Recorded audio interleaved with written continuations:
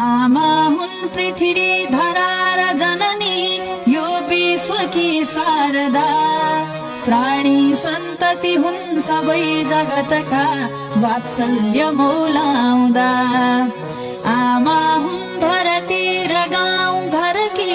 बस्ती अँध्यारो हुँदा न्यानो हुन्छ असाध्य मातृ ममता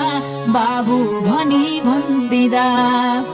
आमा काख समान हो धरणीमा पल्टेर गिज्याउँदा जिब्रो स्वाद चपाउने बदनका ती दन्त देखाउँदा आमा हुन्न भने रहन्छ र कहाँ यो सृष्टिको कायदा खुट्टा टेक्नु स्वयं नटेक अरूका भन्ने सुझावै दिँदा आमाको स्वर